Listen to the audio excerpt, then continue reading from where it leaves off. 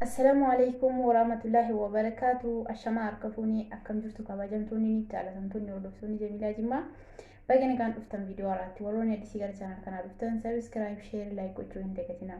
Warri immoo subscribe fi share gochaa amma yoonaatti na waliin turtan hedduu galatoomaa. Hundi caalaa laayikii godhaa. Laayikiin yeroo isin gootanii nama hundaaf akka share ta'u godhaa. Kanaafuu wanta na jajjabeessaa amma yoonaatti na waliin turtan hundaafuu galatoomaa isiniin jedha.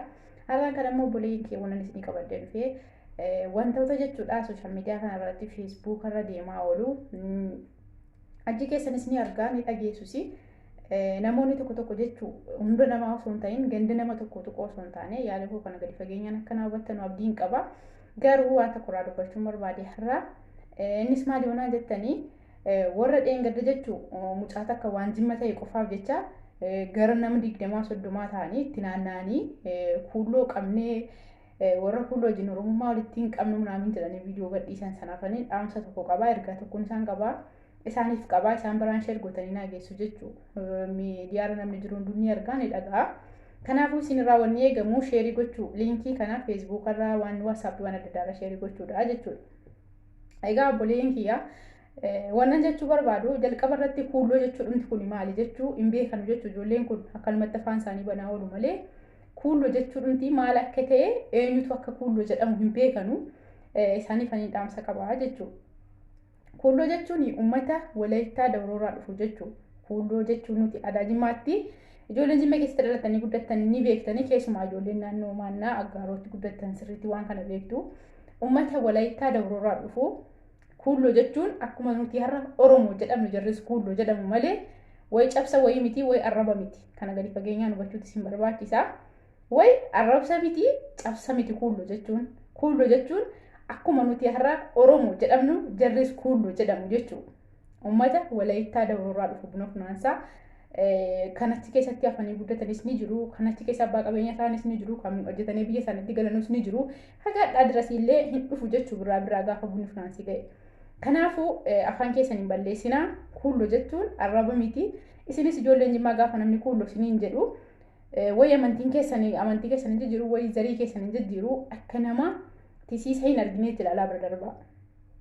Kun akkas ta'e inni lammaffaan immoo akkuma isin Jawaar deeggaruu Oromoof qabsaa'uu mirga qabdan namni biraatis waan fedhe deeggaruu mirga qabaachuu baraasin. Anama poolitikaarraa dubbachaa hin jiru. Poolitikaa abbaan barbaade jinniyaa deeggaru abbaan barbaade mukaa deeggaru. Akkuma isin mirga guutuu Jawaarin deeggaruuf qabdan warri Abiyyi deeggarullee mirga guutuu qaba. Waa'ee mirgaa faarsaa, mirga namummaa faarsaa, mirga namaa dhiibuu jechuun maal jechuudha? Okay, warri ergasii sheekotii namni Jawaarin hordofuu dhiise kan ibiddaati. Warri Jawaarin dhiiftanii Abiyyi deeggartanu kan azaabaati jettanii adiisa nutti himtanu. Gaafa namni miskiina karaa deemu karaarraa ijaan Jimmaan ta'e qofaaf qabee doorsisu maaliif gadi baatanii wanni kun sirrii miti hin jenneen? Diiniin kitaabni Rabbii hadiisni Rabbii gaafa Jimma waa balleesse qofa dubbifama? Moo nuti nama sakaan irraa adda? Nuti ijoolleen Jimmaa arraba isintu nu barsiise malee nuti akka nama arrabsuu hin beeknu, namallee tuquu hin beeknu, garuu ofirratti ilaallee zimmi jenneen nuti waan amantaan keenya nuuf hin eeyyamneef malee kan akkanatti callisee namni isin ilaalaa oolu. Wayaa sa'uu dubbachuu dadhabeetii miti. Dubbii Hacaaluun jedhu yaadattanii miti Hacaaluun maal jedhe? Wanni an Jawaariif Abiyyiin wal loluu isaanii jibbuu fi namni gaafa wayii gandatti galaa ganda malee namni dhalate hin jiru gosa malee namni dhalate hin jiru jedhe. Dubbiin sun asii achi naan nutti deemaara. Isin dhukkubaa Hacaaluun du'e gubachuu osoo hin taane akkamuma uummanni Jimmaa warra ergasii ijoolleen miidiyaa irratti afaan isinitti banan maalumaan nu ashannafaniitu isin keessaa bobaara malee isinirraa beekama. Waa'ee Hacaaluu daldaltanii miti waa'ee Hacaaluu daldaltanii miti. Namni kamuu gaafa qadaan isaa ga'eeran darba. Barbaadu makiinaa dha'ee gara si galcha. Barbaadu waa dhugee duuta barbaadu uffanniftee duuta garuu Rabbiin guyyaa gaafa sii katabee sanarra siin dabarsu jechuudha. Rabbiin sababa godheetti Hacaaluu ajjeese malee Hacaaluun otoo gaafa sanaaf illee qadaan isaa geenyaa wanni isa oolchu hin jiru jechuudha. Kana jechuun kan obboleessa koo Hacaaluuf azanuu dhiisee gubachuu dhiisee fi miti.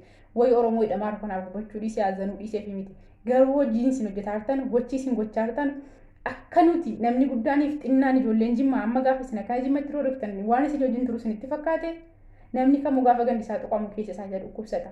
Namni kamuu gaafa gandisaa arrabsamu keessatti isa dhukkubsata. Akkuma ati mirga guutuu qabdu uummanni Jimmaas mirga guutuu qaba. Isinii galee kana sirriitti gadi fageenyaan beekuutu isinirra jira. nama kamiifuyyuu mirga akkuma isin qabdanutti namni kaanis mirga qaba. Kana sirriitti gadi fageenyaan hubadhaa. Ijoollee Jimmaatti roorrisuu har'arraa qabaa eeggadhaa. Kanaafuu jechuudha namni Jimma keessatti dhalatee guddate isin mirga qabaannaan namni Jimmaa mirga hin dhabne. Oromummaan wayya, Islaamummaa walitti qabna. Nuti tokko dhiiga lammii tokko wanni walitti adda nu qoodu hin jiru jechuufi malee ummanni Jimmaa wayii arrabaan isinii gadi ta'ee wayii beekumsaan isinii gadi ta'ee miti kan calee jajaan isin ilaalu. Nutis akkuma isin beekaa qabda nuti beekaa qabna. Akkuma nutis akkuma isin hayyuu qabda nuti hayyuu qabna. Kana hubadhu. Jimma takkaa namaan gabroome. Jimma takkaa namaaf gadi hin jenne rabbii isaa malee. Sii galee ijoolleen Jimmaa dalagaa sii malee illee tokkotti walitti funaanamtee guruuppii irraa birii walitti macaatee Jimaa fi jeezariin bittee qaamtee namatti roorrisuu hin dadhabne ijoolleen Jimmaa. Hayaa hayyootii keenya hayaa sheekotii ulamaawotii keenya biyya keessan keessa jiran usin ayyaana malee wallaaluma wayii qabaanneef miti. Maali yoo dhiiftan gandummaatti wal qooduu maali yoo wal nyaachuu dhiiftan? Aaqibaan keessan hin bada. Rabbii namumati nama coqqoltu namumati miskiina gadi dhoortuuni Rabbis balaasitti fida. Kana beekee ofitti akeekkadhuuti. Gadi baatee hundi keetu Jimmatu nu gabroomsa. Jimmaan nama gabroomsa kan nama gabroomsu Rabbi. Dura Jimmaan komachuu, Jimmaan hamachuu, Jimmaan nyaachuu dhiisiti Rabbi maasitti balleessinaani qaabni kun irratti fudhatame jedhee hubadhu. Hamma Jimma nafxeenyaa boosiftee taati. Hojiin isin Shaashamannee guutuu keessatti hojjettan hamma Jimmaan fooqii tokko itti san qeerroon Jimmaa gubanii namicha boosisan hin ga'u. Sii galee yoo qabeenyaanis madaallee yoo bifaanis madaallee nuti immoo Oromoo irratti tarkaanfii fudhannu amantaaf jennee nafxeenyaa dhufee nu keessa guddate kan qabeenya abbootii keenya saame irratti tarkaanfii fudhatan malee ijoolleen Jimmaa hiyyeessa miskiina akka keessanii nama ofiifuu siyaasa miti ofiifuu haasaa kaanuu dubbachuun beekin irratti tarkaanfii fudhatanii Rabbiin ofitti hin dallansiisan. Kana akeekkadhuu beeki. Jimmi Rabbii isaaf qulqulluudha, nama isaaf qulqulluudha, roorroos nama isa miskiina orma jedhee itti roorrisu. Nuti gidduun keenyaaf gidduun kee Rabbii natsaadha. Isin deebi'aa of kaafadhaa. Rabbi maaliif akkanatti yeroo bara baraan nuti azabamna jedha. Uummanni Jimmaa bara Minilikis hin azabamne. Bara Wayyaaneetis qeerroon Jimmaa keessaa du'u tokkollee hin jiru. Kana beekuudha sirra jira. Qabeenya abbootiin keenya mola hektaara 10 ol qaba. Namni dhufee qiinti tokko irraa fudhatu hin jiru. Kun maalidha? Rabbitti ol iyyanna nuti. Hirkoon keenya Rabbi. Har'as boris hirkoon keenya Rabbi. Isin garuu miskiinota haadhaaf abbaa jiraachisuuf namantaaf biyyaa baate karaa mandisiirraa qabdanii isa akka dhiiraatti nama tokko ni miti. Akka dubartii daba walitti waammattanii dhiira tokkoof nama 100 taataniitu qabdanii rukuttu jechuudha. Amma fuwaaliin nama 50 taataniitu bilbila harkaa saamtan hattummaa jechuudha. Hattummaan immoo Rabbiin akka walitti nama buusu hin beektan. Waa isinitti immoo barbaachisu. Isinii galee dura nama komachuu Jimmaan komachuu dhiisii Jimmaan nu gabroomse Jimmaa dhumu malee nuti bilisoomnu jechuu dhiisiiti. Arrabbiif maal balleessinaan Rabbi kanan irratti fudhatee arrabbii kootti maal hojjedhee dogongorri koo maali wanni Rabbi bara baraan akkana na godhuuf jedheeti asabi. Keenya bana barumsaatti nagaan barattee galaatti ajjabattee akka feeteetti ni qabu uffattu. Dhaqi kolleejjii Jimmaa keessa deemi ilaali. Dhaqi yuunivarsiitii Jimmaa keessa deemi ilaali. Baay'ee waan beektu ijoolleen Wallaggaa keessatti yuunivarsiitii Jimmaatti barattanii nuti jeeqama tokko hin kaafnu. Kaayyoo fi ejjennoo keenya beekna. Bakka kaneef bakka itti dhaabbannu beekna. Akkuma keessanii inaaffaa qofaaf garaadhaaf hin gubnu jechuudha.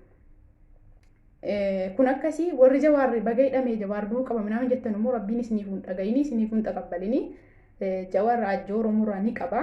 Rabbiin abbaa dhugaa hin balleessu. Rabbiin akka diinaa keessaa isaa baasu. Ijoolleen Jimmaa yeroo namni ganda keessan kutaa keessan isin arrabsee waan barbaade jedhee afaan isaa isinitti dhiqatu akka namatti siisan arginetti ilaalii bira darbe. Durii saadaan keenya kana miti nu kanatti isin guddanne. Namni sammuu qabu namni yaada qabu hin hubattaasaa koo kana.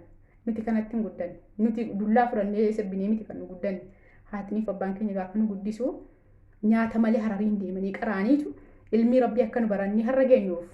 Indeektu ijoolleen Jimmaa hundi keessan akka nuti barannee iddee geenyuuf harar deemaniiti abbootiin keenya nyaata malee taa'anii kan jiru qaraanii akka nuti diinii keenya cimsinee barannee nama ta'an nu guddisan jechuudha. Sii galee aajjoo isaanii lafatti balleessuun nurra hin jiru. Guyyaa kamiin har'as boris hirkoo kee Rabbi godhannaan yoomuu hin qoftus hin dabdus. Arraba isin nu arrabsitan immoo hattaa ustaazaa maddeen jala deemtanii kan isin arraba waamee qayyattanii arrabsitan kan isin ustaaza raayyaa arrabsitan Rabbiin ulamaa irratti akka nama dhiisee hin beeku. Ofumaa kee laffaata ofumaa kee cabda malee kaayyoon kee galma siin ga'u gidduun keetiif gidduun Rabbii qulqulluu miti taanaan. Hojii keessan immoo akka qulqulluun taane dhaabadhaatti of ilaalaa.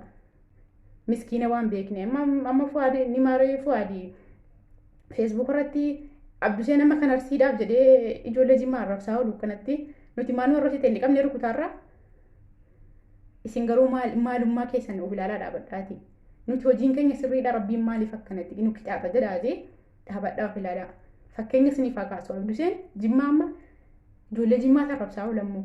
Nuti akka qabnee Abduseen kunnee beekna maal nu arrabsite maal nu tuuxxanu keessaa baatee jenne maaliif dhiibne innis mirga guutuu qaba. Akkuma nama kamiittuu waan barbaade deeggaruu abbaa barbaade arrabsee nutis yoo dandeenya arrabaan deebifachuu malee qabanii nama tokkicha nama 50 rukutanii bilbila inni feesbuukatti fayyadame yuutuubatti fayyadamu qabanii harkaa saamanii kun hanna jechuu mataa isaatti haraam harkaa saamanii nama irratti roorrisanii bilisummaan barbaadan walii galee yoo harka wal qabanne yoo bakka tokko ga'uu barbaanne afaan tokko dubbachaa wal nyaachuu dhiifne gandaaf kutaatti wal galchuu dhiifne yoo harka tokko wal qabanne bakka tokko dhaabanne qofadha kan nuti bakka ga'uu dandeenyu. Akkanumatti afaan keessan bantaniif immoo Jimma waa takka illee hin xiqqaatu si hin xinnaatu si xinneenya rabbi biraa nama dhufu malee namni waa takka nama gochuu hin danda'u. Har'as borus immoo kuulloo jechuun akkuma Oromoo jedhamtu uummata Walaayitaatiin kuulloo jedhama malee way arraba miti tasuma kee lafaan waliin sii galee akkasii nagaatti tura fayyaanaa taa'uraa bulaa ijoolleen keenya immoo viidiyoo kana sheerii godhaa ishee nagaan naa tura yoon isin mufachiise immoo of kunaalillaa.